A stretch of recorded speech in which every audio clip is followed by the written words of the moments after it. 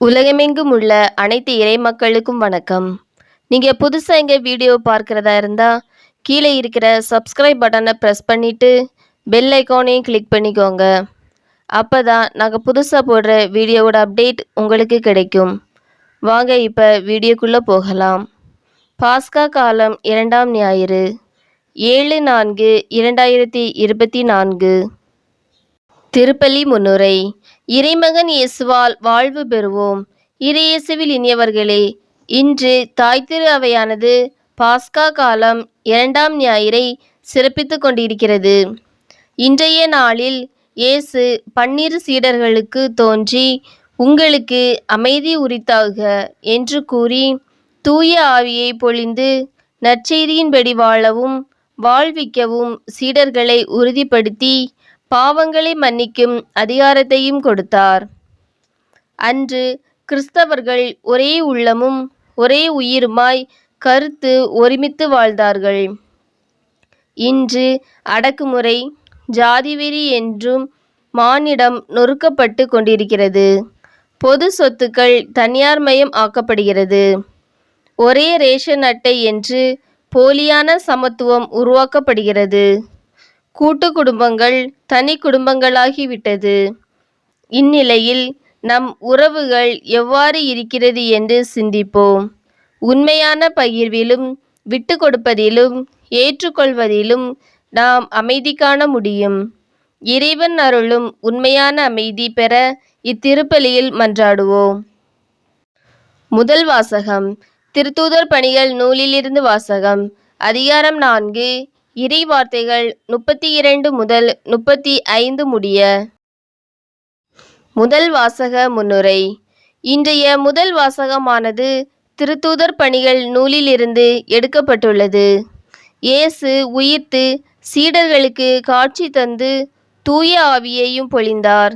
எனவே சீடர்கள் வல்லமையும் திடமும் பெற்று நற்செய்தியை அறிவித்தனர். கடவுளில் நம்பிக்கை கொண்ட மக்கள் அனைவரும் தங்கள் உடைமைகளை சீடர்களின் காலடியில் வைத்து பகிர்ந்து உண்டு ஒன்றுபட்டு ஒரே உயிராய் வாழ்ந்தனர். நாமும் ஒன்றுபட்டு பகிர்ந்து வாழ வேண்டும் என்று கூறும் வாசகத்தை கேட்போம். இரண்டாம் வாசகம். திருத்தூதர் யோவான் எழுதிய முதல் திருமுகத்திலிருந்து வாசகம். அதிகாரம் 5, இறை வார்த்தைகள் 1 முதல் 6 முடிய. இரண்டாம் வாசக முன்னுரை. திருத்தூதர் யோவான் எழுதிய முதல் திருமுகம் தரும் செய்தியாவது: கடவுளின் கட்டளைகள் நமக்கு சுமையாய் இருப்பதில்லை. அதை கடைபிடிப்போர் கடவுளின் அன்பை பெறுகின்றனர். அதனால் கடவுளின் பிள்ளைகள் மீது அன்பு கொள்கிறோம்.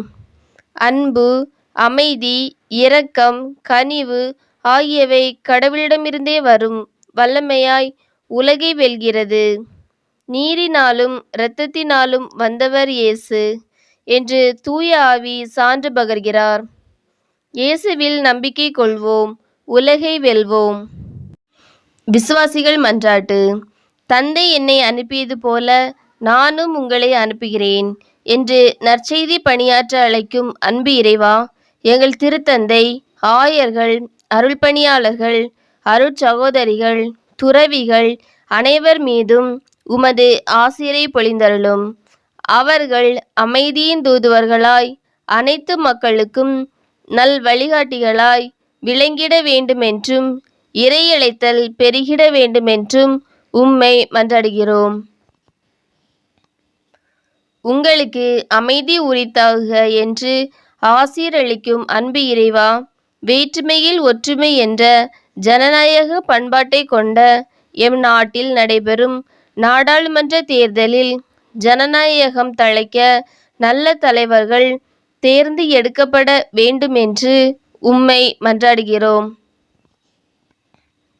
அரவணைத்து காப்பவரே அன்பு இறைவா, வீடுகளிலும் மருத்துவமனைகளிலும் நோயினால் வருந்துவோர், முதியோர், கைவிடப்பட்டோர், மாற்றுத்திறனாளிகள், வறுமையில் வாடுவோர் என அனைத்து மக்களையும் கண்ணோக்கி அருளும். அவர்களுக்கு நல்ல உடல் நலமும் நல்ல பாதுகாப்பும் நல்வளமும் தந்து காத்திட வேண்டுமென்று உம்மை மன்றாடுகிறோம். பாதுகாத்து வழிநடத்துபவரே அன்பு இறைவா, அறிவியல் யுகத்தில் வாழும் நாங்கள் அலைபேசி, முகநூல் வலைத்தளம் மற்றும் போதைப் பொருட்களுக்கு அடிமையாகாமல் காலம் பொன் போன்றது என்பதை உணர்ந்து உழைத்து வாழ வேண்டுமென்றும், இறைவனையும் சக மனிதரையும் அன்பு செய்து வாழ வேண்டுமென்றும் உம்மை மன்றாடுகிறோம். வாழ்வழித்து காப்பவரே அன்பு இறைவா, இன்றைய நாள் திருப்பலியை சிறப்பிக்கும் இறை மக்களையும் திருப்பலிக்கு வந்திருக்கும் அனைத்து இறை மக்களையும் எம் ஊர் மக்களையும் ஆசீர்வதித்து நல்ல உடல் நலமும் ஒன்றுபட்டு ஒரே குடும்பமாய் அன்பில் வாழ வேண்டுமென்றும் அருள் நலமும் பொருள் நலமும் தந்து காத்திட வேண்டுமென்றும் உம்மை மன்றாடுகின்றோம். ஆமீன்.